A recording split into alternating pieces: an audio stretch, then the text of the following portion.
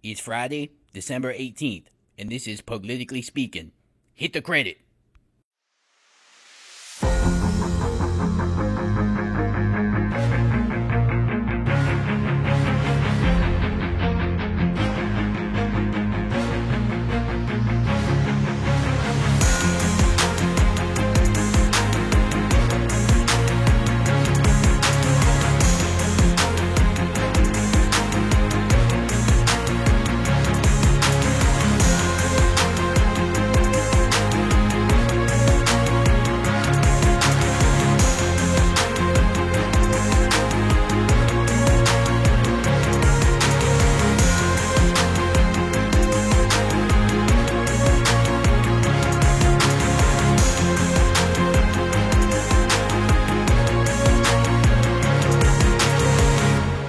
We begin this evening in the state of Georgia, which has somehow become the center of the political universe. President Trump continues to contest the results of his defeat in last month's election, and Georgia, a former GOP stronghold, remains a key battleground in Trump's continued attempts to subvert the will of the electorate. Though facing defeat after humiliating defeat in court and 2 statewide recounts, and despite being up huge early in the evening, only to see certain victories slip away, anonymous White House staffers report that Trump remains surprisingly upbeat and is said to be enjoying his new nickname, the Falcon. The Falcon. I have to admit, that is kind of cool, god damn it. In the upper chamber of Congress, Georgia will host 2 senatorial runoff elections on January 5th, which will decide the balance of power in the Senate. Democrats are hoping to excite their base and wrestle the 2 seats away from GOP control and out of the purple, webbed, leatherback hands of Senate Majority Leader Mossback Mitch McConnell. Republican Senator David Chicken Man Perdue outperformed his colleague Senator Kelly Loeffler by simply not showing up. As they say in Georgia, it's better to remain quiet and be thought a fool than to open your mouth and remove all doubt. Sugar. Observers have increasingly noted similarities in style and substance between Senator Loeffler and noted conservative commentator Ann Coulter. And I admit, I see it too.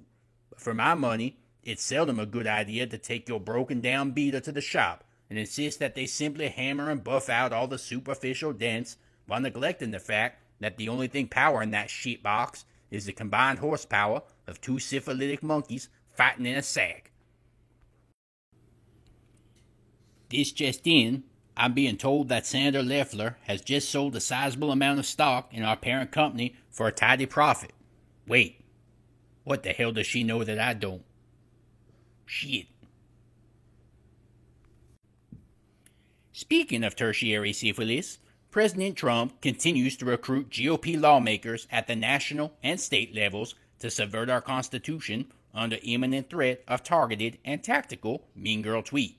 Trump, who has been relegated to cheerleader-in-chief, continues to rah-rah GOP hardliners as they shamelessly squat on their oath of fealty to the Constitution so that he, Trump, can continue to wield the levers of power with his petite, delicate hands.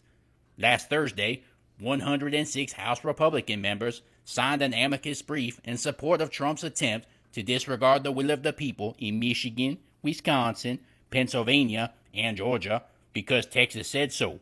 So much for don't tread on me. Then, last Friday, this latest attempt at a stupid coup was shot down in a rare 9-0 decision in the Supreme Court. Especially vulnerable to these types of pressure plays are younger members of the Republican caucus, ever fearful of finding themselves on the wrong side of one of Trump's toilet-time Twitter tirades.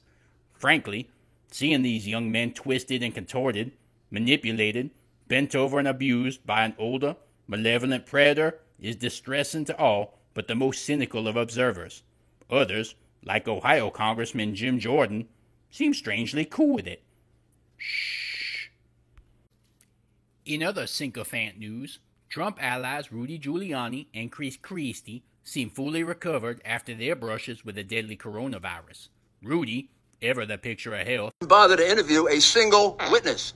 Just like you, they don't want to know the truth. Is now saying that we're all largely overreacting to what he calls a treatable condition after receiving what he himself describes as the celebrity treatment in hospital at the direction of the president. Giuliani enjoyed promising experimental therapy with monoclonal antibodies, a treatment unavailable to the vast majority of Americans suffering with COVID-19. Vice President Mike Pence said he couldn't let any bodies near him, especially female, unless mother said so. Shit, that guy creeps me out. In other news regarding the ongoing pandemic, America continues to lead the world in both infections and deaths as healthcare workers and our patchwork healthcare system is pushed ever closer to the breaking point, despite the encouraging news of vaccine rollouts which began this week. Officials now fear that hospitals will once again face widespread shortages of personal protection equipment, or PPE, as the United States still has no cogent national plan for production, procurement, and dispersion of the masks, gowns, and gloves needed to safely care for those highly contagious patients.